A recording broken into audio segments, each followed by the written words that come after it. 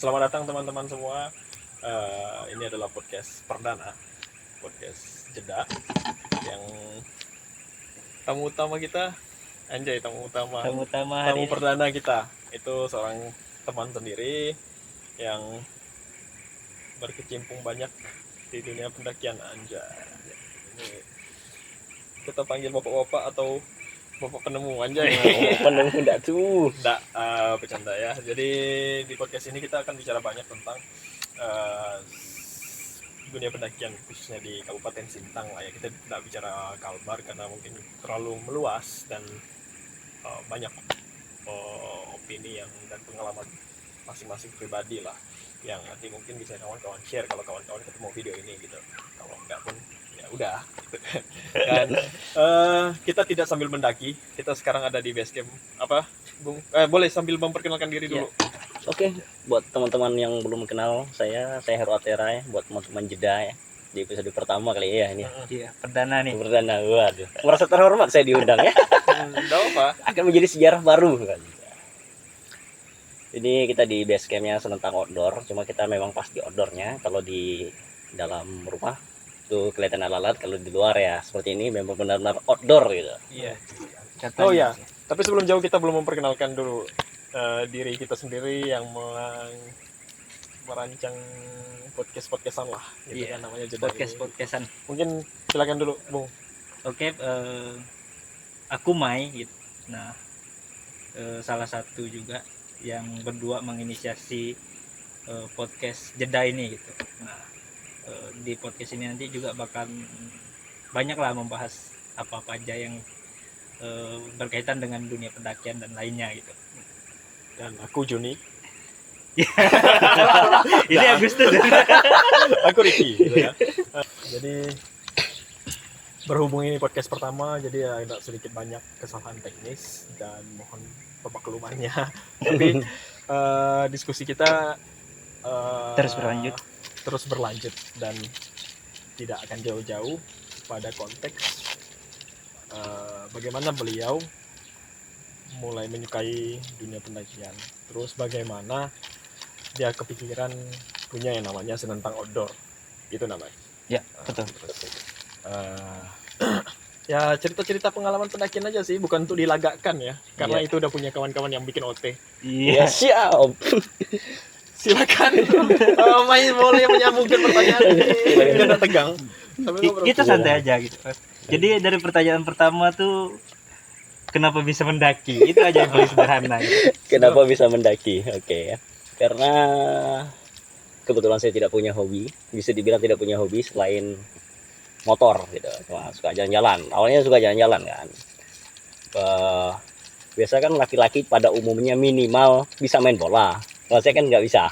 Maksudnya nggak menemukan hobi di situ gitu kan. Kalau nggak salah tuh 2018 itu perdana mendaki. Perdana mendaki tuh ada kawan menawarkan sebelumnya. Pas libur sekolah gitu, akhir sekolah lah, udah mau ujian tuh. Kalau kau pengen mendaki suatu saat nanti kabari aku ya. Diajak berarti. Ya, diajak. Udah mau libur, saya telepon, saya panggil dia. Cuk, aku mau mendaki kayaknya. Bingung mau ngapain. Udah libur sekolah nih kayaknya, habis ini balik kampung lah, balik kandang lah, udah selesai semua kan. Singkat cerita, dengan banyak rencana akhirnya kita berangkat. Saya kira tuh cuman 4 atau 5 orang, ternyata 20 lebih. Ternyata kawan-kawan saya yang nggak suka berjalan tiba-tiba mau pergi kan. Pergilah kami, kalau nggak salah itu di Bukit Bahu Sanggau ya, waktu itu belum ditutup ya. Singkat cerita, perjalanan tuh cukup banyak drama juga di perjalanan. Ya wajar lah, baru pertama kali pergi kan. Dengan pertama kali pergi itu, dengan baru mulai trekking mendaki itu paling antusias, paling depan. Karena pengen tetap kelihatan prima. Akhirnya di tengah jalan tuh bisa dibilang meninggal gitu. Ya biasalah, kita melawan ego sendiri kan. Terus tuh ya seharian semalam tuh berjalan, daki, nikmati, pulang. Tiba-tiba lu pikir, oh ya kayaknya cukup asik nih untuk dijalani. Ya. Akhirnya sekali udah lewat, 2 kali kok makin menarik gitu. Ketiga kalinya, oh ya kayaknya udah mulai menemukan diri di sini nih. Sepertinya ini bisa menjadi hobi baru yang menarik gitu kan, sangat menarik, dan akhirnya berkali-kali melakukan hal yang sama dan menjadi rutinitas sebenarnya, bukan lagi hobi. Jadi adiksi. Nah, Jadi sekarang hobinya jadi 2. ya. Menarik. Drama pendakian tuh pasti terjadi lah ya, apalagi Ya, kalau pendaki pasti perdana gitu kan. Dan capek-capeknya itu capek yang wajar saya pikir, karena ini juga bagian dari olahraga gitu kan. Kalau nggak salah kan Hero juga buat Ya. buat yang namanya KPA Senentang gitu. Boleh diceritakan tuh? Kalau buat itu, kalau sebut nama saya sendiri kayaknya terlalu egois ya. Kita buat tuh banyak dari tadi, kawan yang hobi tadi itu yang awal ngajak tuh, karena kumpul dengan kawan-kawan yang tadi pulang, jadi mereka kepikiran yuk kita buat komunitas. Nah, kita buat komunitas tuh jadi kena sehobi, udahlah kita buat aja lah komunitas gitu. 2018 akhir lah kita baru jadi komunitas ya. Nah, jadi komunitas ngerangkul kawan-kawan, terbentuk ya sampai sekarang, dan lumayan aktif gitu di kegiatan yang bersifat dengan lingkungan sama aktivitas pendakian juga gitu. Dari pengalaman pendakian pertama bersama gitu kan, terus kepikiran nih bikin komunitas. Kenapa? Apa yang menginspirasi gitu? Sebenarnya tuh waktu itu kan belum banyak ya komunitas ya, belum banyak. Awal berdiri saya masih ingat sekali ya, tahun 2018 tuh. Memang udah ada beberapa yang udah senior tuh udah banyak. Cuman waktu itu belum banyak komunitas berdiri juga. Karena 2018 tuh termasuk lagi ngetrennya komunitas ya. Kayak kita buat komunitas ini, komunitas itu ya. Kami juga termasuk kena paparannya juga kan. Kayaknya seru juga kalau kita nih punya komunitas gitu. Kayaknya memang banyak dari kawan-kawan ini pengen juga, ayolah kita buat komunitas. Dan kebetulan di Sintang itu sendiri yang memang berdiri di Sintang belum ada gitu. Ya oke, kita beralih. Banyak sekali nama yang di opsi itu, salah satunya Pecal kan dulu tuh. Pecal dulu tuh. Saya masih ingat Dina. Kepanjangan Pecal itu apa? Pecinta alam gitu, anak pecinta alam kayak gitu Dina kan. Akhirnya tuh ada storytelling lagi kenapa bisa jadi Senentang tuh. Itu tuh Gimana tuh? ada kayak ini. Apa? Kan lumayan akrab juga dengan itu mantan dewan ya, Pak Tuah Mengasih dulu tuh. Nah, dia nanya kan, karena sering beberapa kali kita ngadain kegiatan di Kedah dulu ya, di Nangatempuna kan.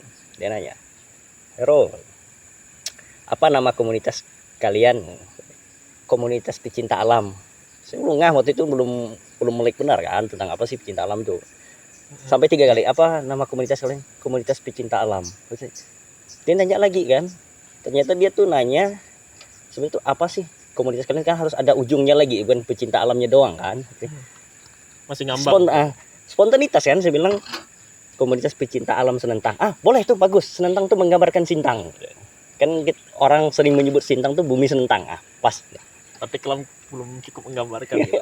Ya, kan orang lebih sering mendengar ini kan, bumi Senentang kan Sintang.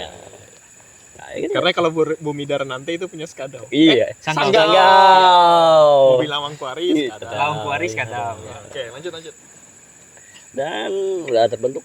Nah, adalah kebentukan komunitas ini tadi ini, kita tuh pengen komunitas itu punya apa ya, karakter ya. Karakter tuh kita pergerakannya mau kemana nih.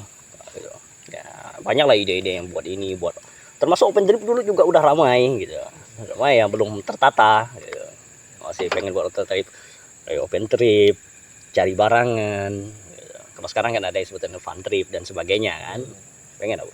Kayaknya kita belum mampu deh secara kapasitas untuk menangani hal kayak gitu gitu kan. Ya, gitu kan. Karena menurut saya tuh sama teman-teman juga kan, kita tuh harus punya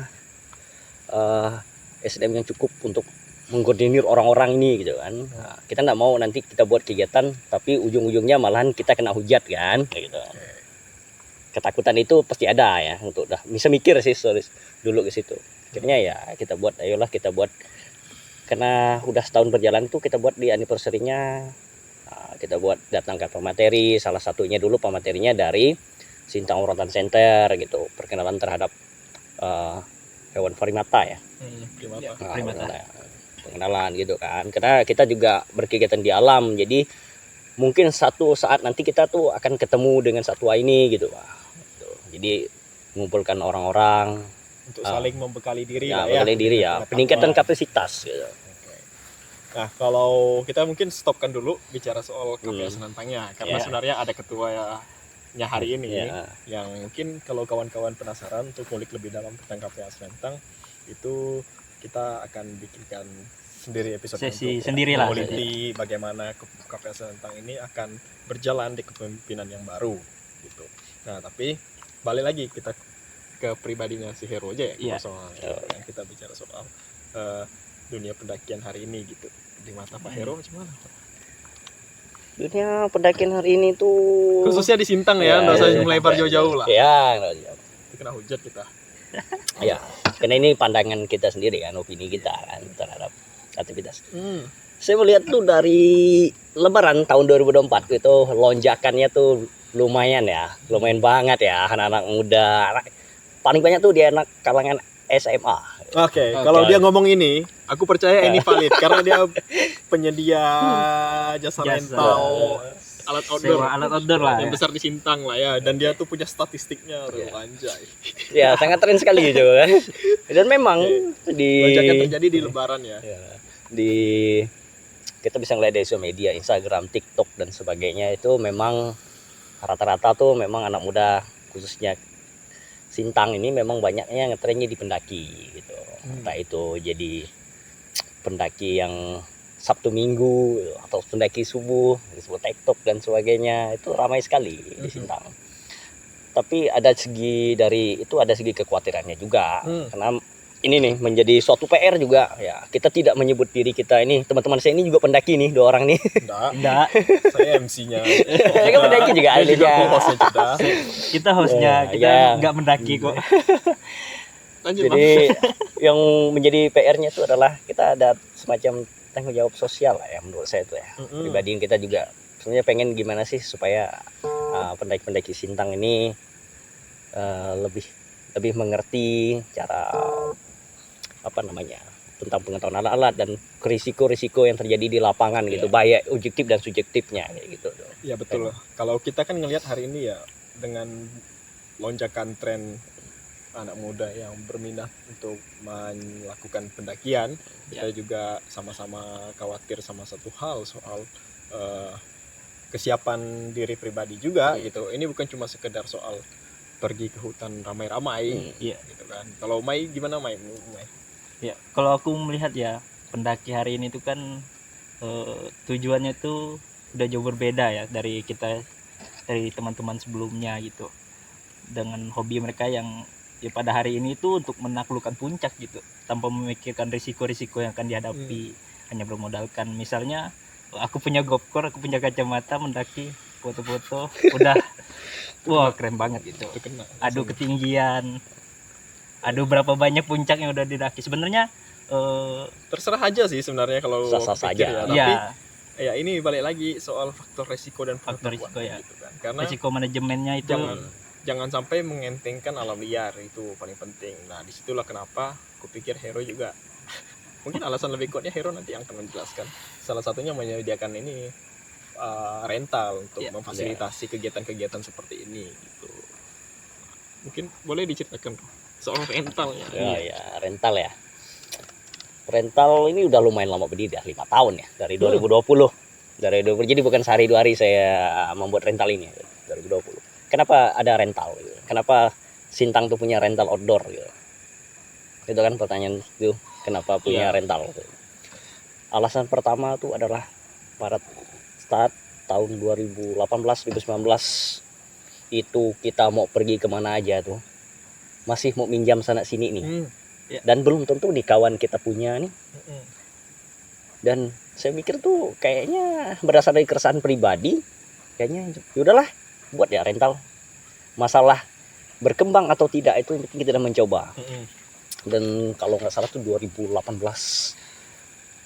akhir ya saya pernah ke Putus Sibau, ke daerah Putus Sibau, Kapuas Hulu ya, belum ke Putus Sibau, masih di Tepoi itu. Saya teringat ada satu, kita lagi ngobrol malam tuh sama teman-teman di KPP Piapung ya kalau nggak salah.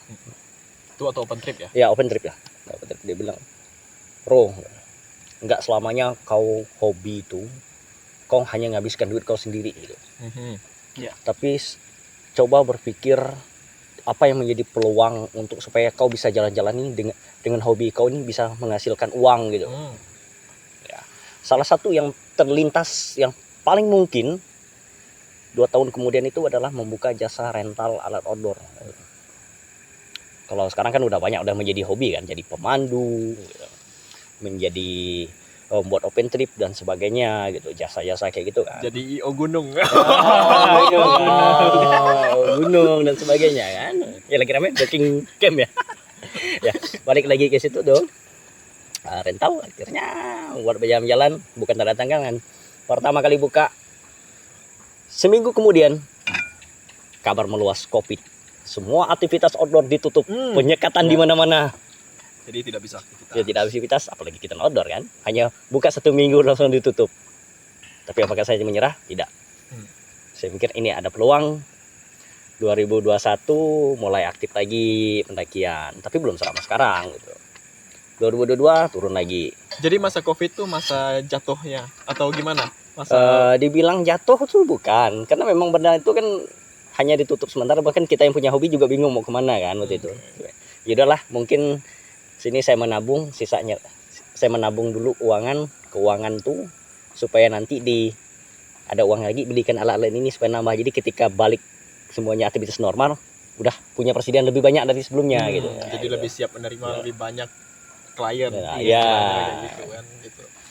Ya, kalau ada peribahasa bagus gitu, waktu air gelombang sedang tinggi-tingginya tuh nelayan memperbaiki jaring. Iya, betul. Ketika dia tidak bisa mancing, dia mempersiapkan alat. Gitu. Terus lagi itu yang menjadi daya tarik gue SD lebih tertarik gitu kan, karena itu kan termasuk kategori membantu orang Ya, yang memfasilitasi orang aktivitas ini gitu kan.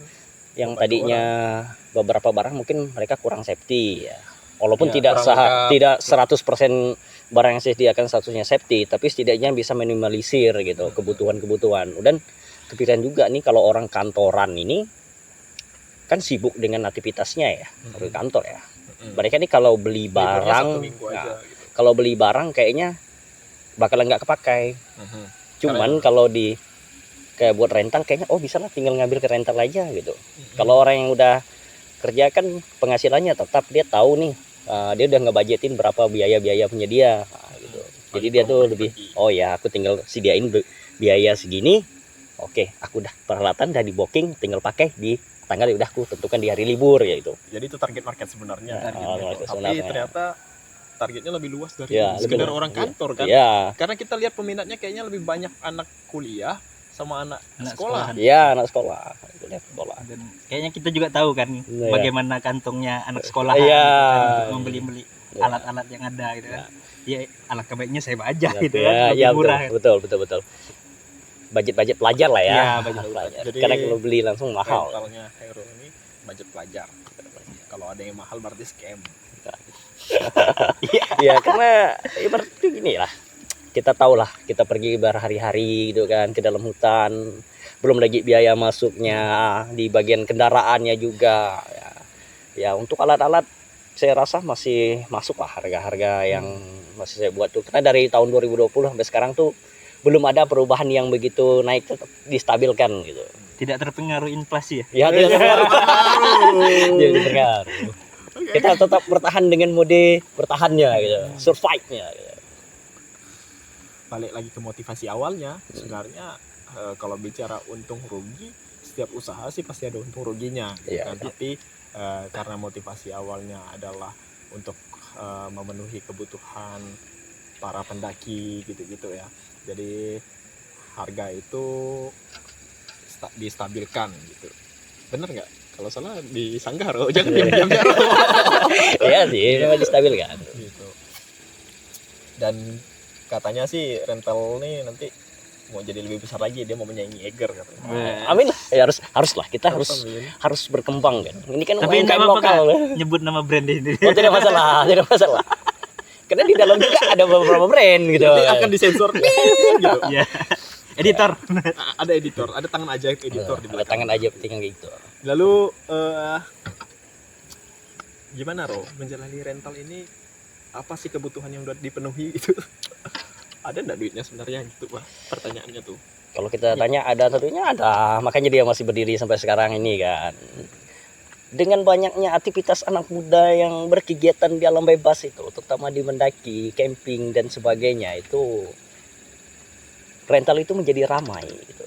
Nah, ketika rental itu menjadi ramai, artinya ada kebutuhan yang akan berputar gitu kan. Barang habis, berarti kita harus belanja dan kita berputar-putar lagi, kita putar keuangannya tuh adalah uang yang masuk ke kita. Dan bahkan sampai hari ini 80% saya jalan-jalan itu adalah Budget dari budget dari tentang outdoor itu sendiri yang membuat saya bisa berjalan gitu. Bukan lagi 80%, hampir 100% lah ini. omongan awal pertama dari yang dia dapat ketemu orang lain itu diwujudkan dia benaran gitu kan. Iya. Rental dia bisa ngebudgetin untuk pergi-perginya dia sendiri, dan itu salah satu hal yang cukup inspiratif gitu ya Maya. Betul, bagi seorang pendaki gitu, karena ya kalau aku pribadi nih, aku pergi aku nggak pusing tuh. Iya.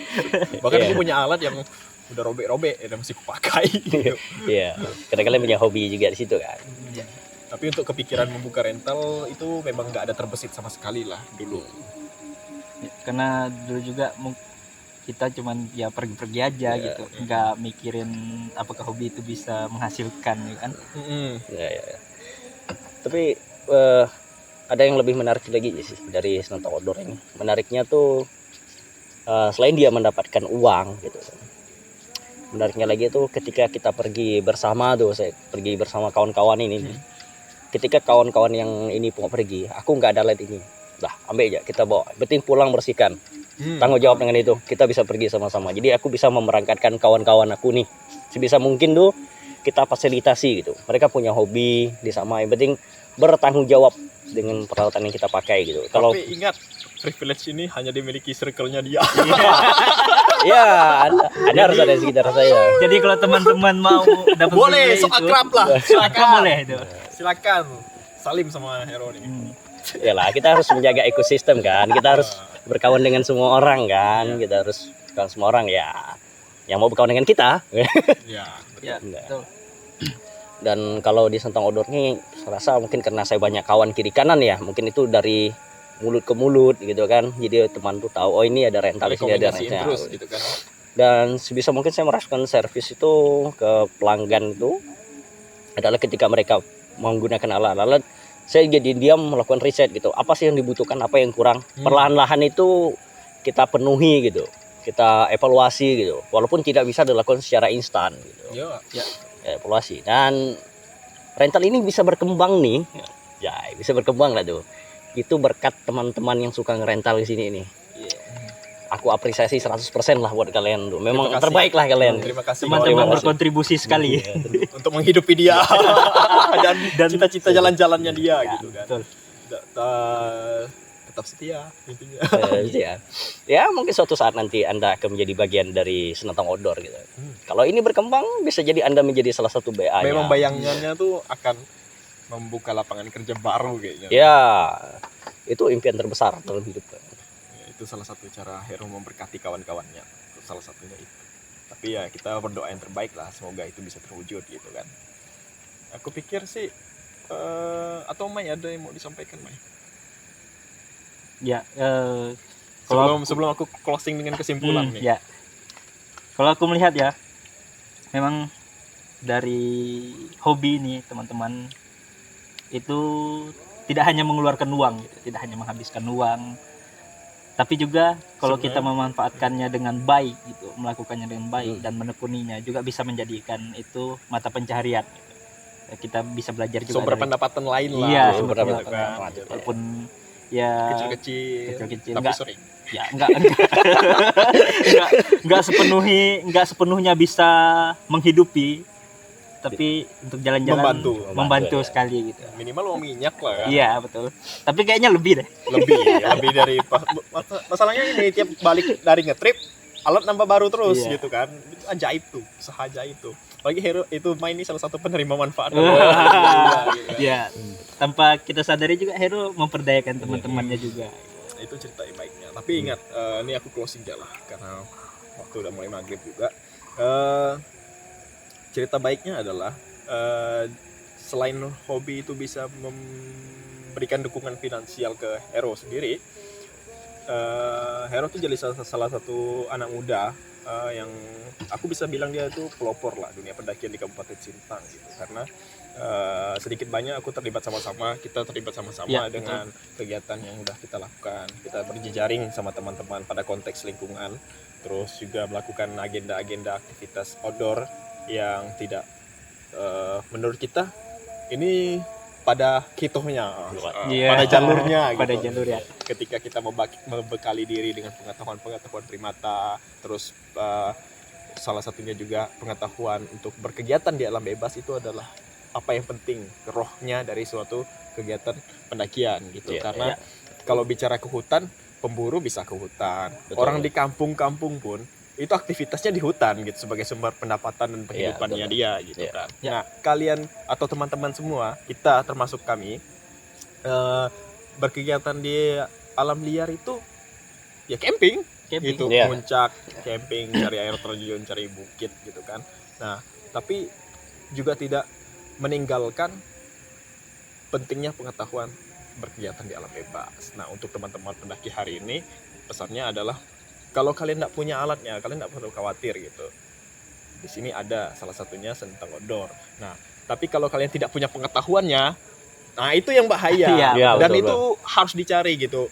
Kebutuhan eksternal atau fasilitas itu bisa dipenuhi gitu asal ada duitnya gitu Iya, kan. iya, Tapi kebutuhan pengetahuan ini kan kadang tidak disadari gitu. Kita berjalan bahwa dengan pengetahuan seadanya, dan itu yang berbahaya gitu. Apalagi kalau kita sampai mengengage orang-orang untuk melakukan hal bodoh yang ternyata kita lakukan di alam liar. Iya. Itu dia. Betul. Catatan pentingnya adalah di Ya. situ. Aku pikir sekian. Silakan Mai di closing Mai. Podcast jeda ini. Tapi nanti dulu dari teman kita ada closing statement nggak? Closing Boleh, statement boleh. aja. Closing statementnya Silakan. dulu atau promosi? Ya kalau kalian cari alat rental untuk camping tuh memang di Sentang Outdoor lah. Udah paling oke dah situ tuh. Nggak ada yang lebih bagus lah situ dah. Udah paling oke lah. Karena kita harus mengagungkan punya diri kita sendiri kan. Iya. Mumpung kok Mumpung Kapan lagi kan? peluangnya ada kan? Oh ya, ini buat teman-teman yang suka berjalan nih. Saya hanya mengasih satu tip aja. Satu tip. Pergi mendaki atau ke hutan dan berkegiatan dalam bebas, pulang evaluasi terhadap apa yang kamu butuhkan di perjalanan. Gitu. Oke. supaya tidak terulang. Jadi besoknya lagi kamu pergi, kamu udah tahu apa yang kurang, dan besoknya lagi evaluasi terus setiap kali kamu pergi. Lama-lama kamu akan merasakan, oh ya ternyata udah oke dah. Oke. Ya. Oke. Mungkin sekian ya dari podcast kita sore ini.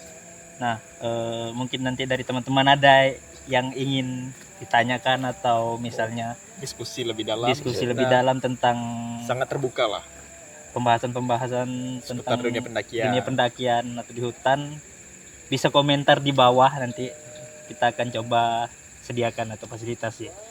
Jangan lupa Apa? jangan lupa apa ya? Kita nggak punya closing sih Kita nggak sebenarnya. punya closing Tapi karena ini inilah. masih awal. Welcome to jeda. Thank you. Tet, tet, tet.